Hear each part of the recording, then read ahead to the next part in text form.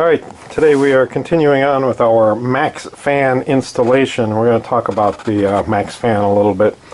I bought one of the lower priced models. It was a 4301K, and as I discussed yesterday, I'm putting this fan inside of a cabinet, and the cabinet's going to have a door that flips up, and it's going to have two vents on either side so that you don't see the fan itself.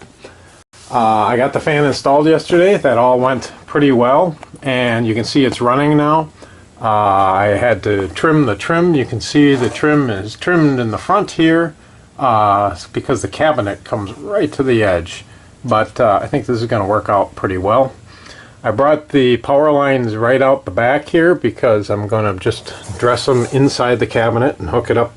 I've got a separate 12 volt 12 gauge line here. I got a 10 amp fuse installed on it. Sets a separate circuit, goes back to the fuse block underneath. It's just temporarily hooked up right now. And I also soldered on 3 conductor ribbon cable that comes down here that I'm going to use for an external switch. I'm going to talk about that switch a little bit here. Again, I've got the 4301K. If I open up the manual to the back, it talks about an external switch. One switch wall control. So I thought this would be just perfect to put the wall control down here so that you don't have to open the cabinet and reach up here to turn on and off the switch. You still have to crank it out manually, but you know, it'd be nice to at least be able to turn it on and off without opening the door and accessing it. So I thought, okay, great, I'm going to get one of these switches. So I get on the internet and I looked everywhere, figured, you know, Amazon, eBay, somewhere, somebody's got them for sale. No luck. So I emailed the company and said, hey, where do I buy one of these switches? They wrote me back and said, hey, that switch does not work with your model 4301K. The 4301K is not compatible because it doesn't have the connector on that you need. Well, that kind of contradicts what the manual says, but you know, it is what it is. So when I had this out, I looked at the circuit board and you could clearly see there were 3 traces, actually 4 traces, but 3 that were needed that went to the momentary switches. There's just an on switch and there's an off switch which shuts it off, as you can see.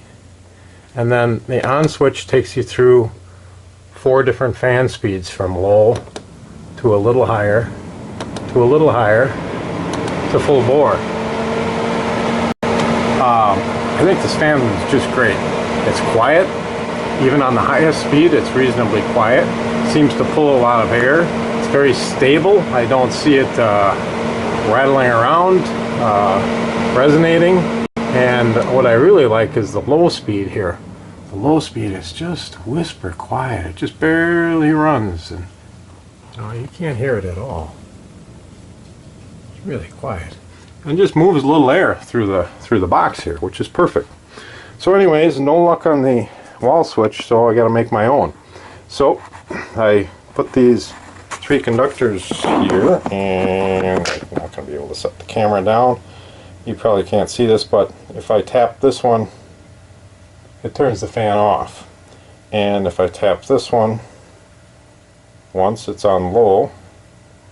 Twice, it's a little faster. 3 times, it's faster yet. And 4 times, it's full bore. So what I need is 2 momentary contact switches here, or a single pole double throw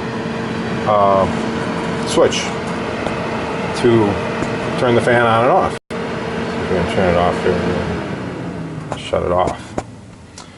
And I've got a switch here that I plan on using at least well, this is going to be a temporary switch. I'm going to buy one, but I found this switch in the basement, and it is a double pole, but it's only momentary in one direction.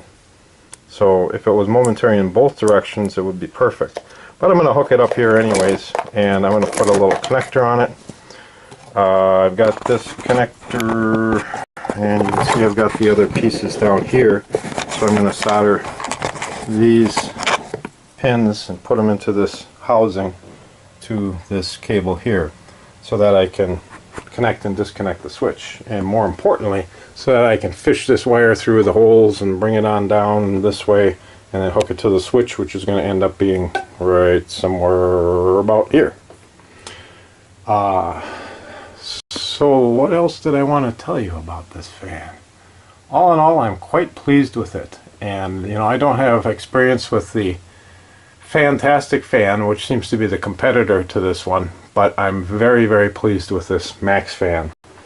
Other than the fact that the user's manual led me a little bit south. That's it for today. Until next time.